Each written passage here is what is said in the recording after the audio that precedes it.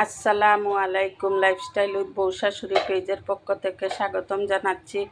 আজকে চিকেন রান্না করব একটু অন্যভাবে। প্রথমে আমি ফ্রাই প্যানে তেল বসিয়ে দিয়েছি।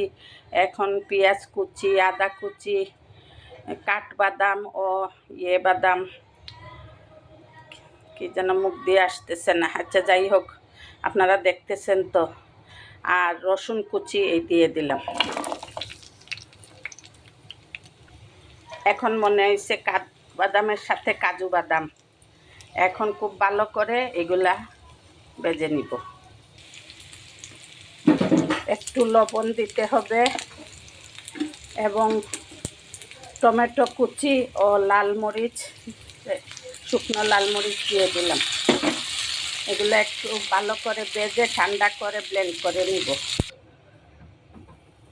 মশলা আমি ভেজে ব্লেন্ড করে নিয়েছি। এখন আমি কড়াইতে তেল দিয়ে দিলাম। তেল গরম হয়ে গিয়েছে। এখন আমি মুরগির এই পিসগুলা দিয়ে গোলমরিচ আর লবণ দিয়ে একটু হালকা ভেজে নিব।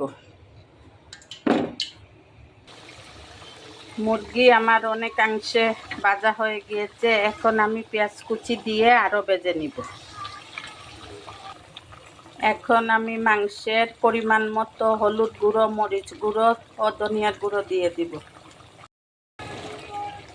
এখন আমি এই ব্লেন্ড করা মশলাগুলা দিয়ে খুব ভালো করে কষিয়ে নিব।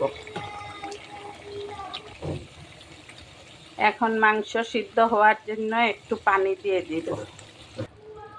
আমি মাঝখান থেকে চিড়ে কাঁচামরিচ 4টা উপর থেকে দিয়ে দিলাম। এটা গ্রানের জন্য দিচ্ছি। প্রায় আমার হয়ে এসেছে। আরেকটু রাখবো চুলার মধ্যে কম আগুন দিয়ে, তারপর নামিয়ে নেব। এখন জিরার গুঁড়া ও গরম মশলার গুঁড়া দিয়ে নামিয়ে নিব। এই মুরগির মাংস তরকারি পরোটা, রুটি, পোলাও, ভাত, সাদা ভাতের সাথে খেতে অনেক ভালো লাগে। আজকে আমি পরোটা দিয়ে আমরা খাবো, সেজন্য একটু জুল করে রেখেছি। ভাত পোলাওয়ের সাথে খেতে হলে আরেকটু শুকাই নেবেন আপনারা। আমরা পরোটার সাথে খাবো তো ইফতারের সময়, সেজন্য একটু জুল রেখেছি। লাইফস্টাইল উইথ বউ শাশুড়ির পাশে থাকবেন, আমাদের জন্য দোয়া করবেন। আল্লাহ হাফেজ। আসসালামু আলাইকুম রহমতুল্লাহি ওয়া বারাকাতুহু।